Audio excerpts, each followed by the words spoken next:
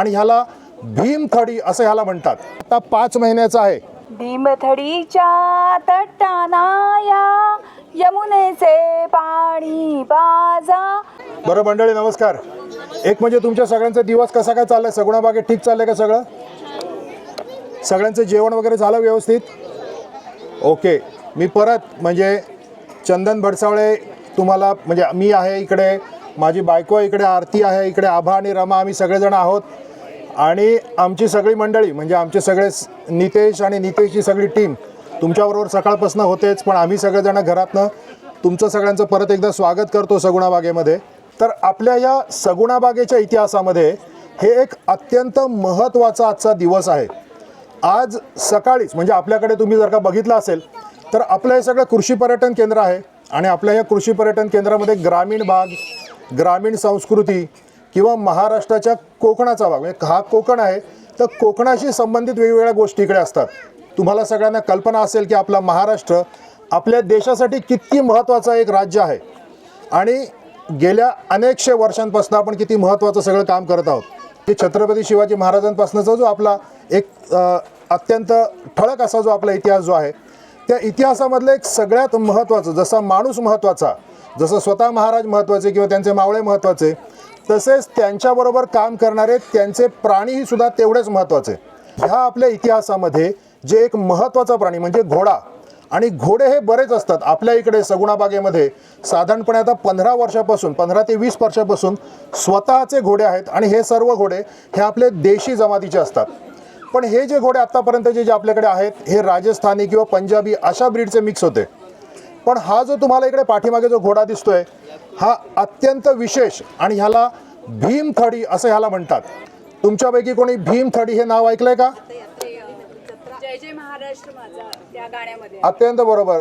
भीमथडीच्या तटानाया यमुनेचे पाणी बाजा गर्जा महाराष्ट्र माझा।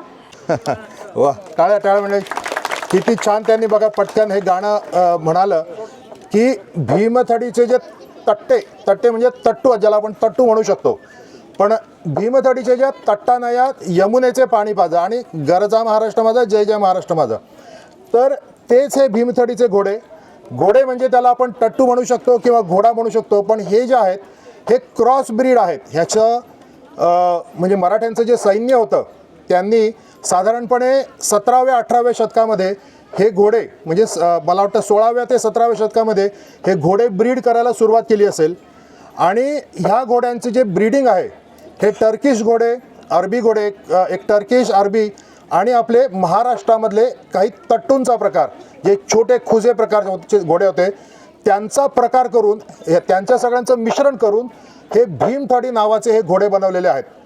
ही भीमथडीची जात आपण इकडे तयार केली इकडे ह्याच्यामध्ये, आणि का तयार करणं महत्त्वाचं आहे? जसं आपल्या देशामध्ये म्हणजे आपण जिथे आता सगळेजण आहोत तिथे युनिकॉर्न जास्त चांगली आहे का 2000 सीसीची हार्ले डेव्हिडसन जास्त चांगली आपल्या देशात? युनिकॉर्न जास्त चांगली आहे ना, कारण की ती लॉजिकल आहे, प्रॅक्टिकल आहे।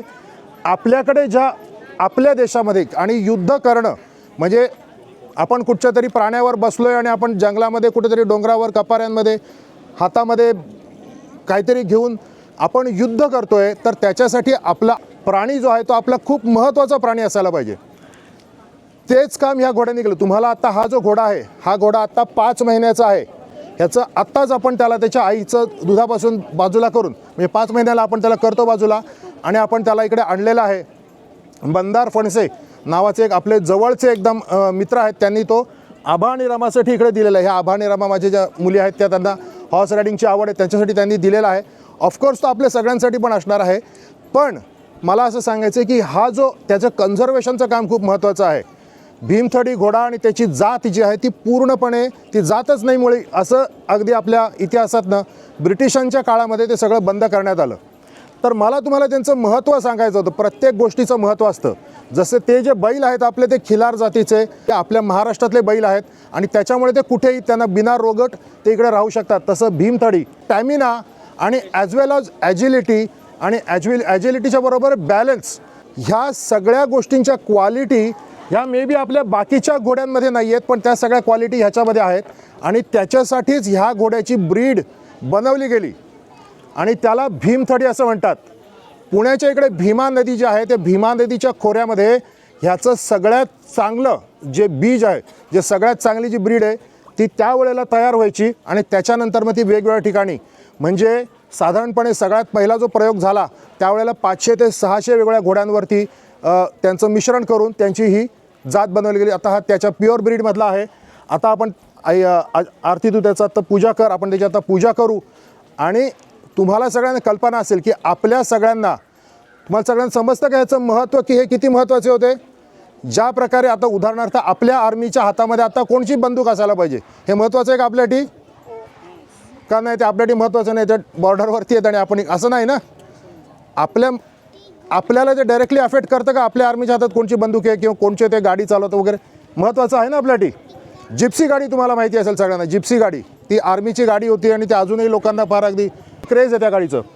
तशा प्रकारे हा जो घोडा आहे हा आपल्या देशाच्या, आपल्या राष्ट्राच्या किंवा आपल्या देशाच्या किंवा आपल्याला जे काय वेगवेगळ्या प्रकारच्या आपल्यावरती जी काही हल्ले झाले असतील तर त्या हल्ल्यांमध्ये खूप एकदम व्यवस्थित मुंहतोड जबाब देण्यासाठी हे घोडे आपल्याला त्यावेळच्या माणसांना खूप महत्त्वाचं एकदम साधन किंवा हत्यार बनून त्यांच्याबरोबर असतील, त्यांच्याबरोबर जगले, त्यांच्याबरोबर गेले, अशा प्रकारचे हे सगळे हे ते घोडे आहेत. मनोहर आणि किरण आपल्याबरोबर आहेत. तर मनोहर आणि किरण हे दोघंजणं, ह्या दोघाजणांच्यामुळे आपल्याकडे हे घोडे जवळजवळ गेली 10-15 वर्ष हे घोडे आपल्याकडे आहेत आणि ते सगळ्या घोड्यांना मनोहर आणि किरण धन्यवाद. तर मनोहर आणि किरणमुळे आपल्याकडे सगळे घोडे आहेत आणि ह्या घोड्यांना भीमथडीचा घोडा आपल्याकडे सर्वात प्रथम असण्याची ही म्हणजे दिस इज द फर्स्ट टाईम की आपल्याकडे हा भीमथडीचा घोडा आहे. आणि ह्या घोड्यांना आपण सगळ्यांनी भारताचे नागरिक ह्या नात्याने ह्या घोड्याचं कन्झर्वेशन करायला पाहिजे. वेगवेगळ्या संस्था आहेत किंवा ॲटलिस्ट तुमच्या सगळ्यांपैकी मे बी 90% लोकांनी हा पहिल्यांदाच नाव ऐकलं असेल जातीचं. आपण पंजाबी, राजस्थानी, काठेवाडी काय ते अजून बाकी परदेशी घोड्यांची तर बरीच नावं ऐकलेली असतील कदाचित. पण भीमथडी हे जे आपला जो घोडा आहे इकडचा ह्या ठिकाणाचा आणि इतिहासामध्ये जो काय फार मोठा असा ग्रँड होत नाही, म्हणजे असा एकदम भयंकर मोठा हा तो नसतो. हा छोटा, त्याची हाईट जी आहे ती साधारणपणे 130 सेंटीमीटर जास्तीत जास्त. म्हणजे आपला जो घोडा आत्ताचा साधारणपणे त्याच्यापेक्षाही थोडासा छोटा, जो काळा घोडा त्याच्यापेक्षाही थोडा छोटा आणि लांबीला सुद्धा थोडेसे छोटे, पण अत्यंत काटक, डोंगरावरती सहज जे एकदम स्वतःचं बॅलन्स घेतील आणि खूप मदत करतील. शांत डोक्याचे, म्हणजे उद्या मोठा समोरनं काही हल्ला आला, एकदम आवाज आला तरीसुद्धा, एखादं काही पेटलेलं असेल तरीसुद्धा ते एखाद्या गोष्टीच्या हल्ल्यामध्ये मदत करू शकतील, अशा प्रकारची ही जात आहे. आणि आत्ता कदाचित ऑफकोर्स महाराजांच्या किंवा त्या सगळ्या साथीदारांच्या मदतीमुळे आपल्याला आता तशी गरज नाही आहे कोणाला, मे बी आता तरी गरज नाही आहे. पण आपल्या सगळ्यांनी हा इतिहास, अत्यंत ह्या जातीचा इतिहास लक्षात ठेवायला पाहिजे, जो ब्रिटिशांच्या काळामध्ये पूर्णपणे पुसला गेला आणि ती जात नष्ट होत गेली. ही आता परत रिव्हाइव्ह केलेली जाते आणि त्याचं हे प्युअर ब्रीड आपल्याकडे आहे. So we are very thankful. तुम्हालासुद्धा सगळ्यांना त्याच्याबरोबर यायचं असेल, त्याला मे बी तुम्हाला काही हात लावायचा असेल फोटो काढायला, तर you R most welcome. Sagunabaug, शेतकऱ्यांना प्रतिष्ठेचा मार्ग दाखवणारं भारतातील सर्वप्रथम कृषी पर्यटन केंद्र.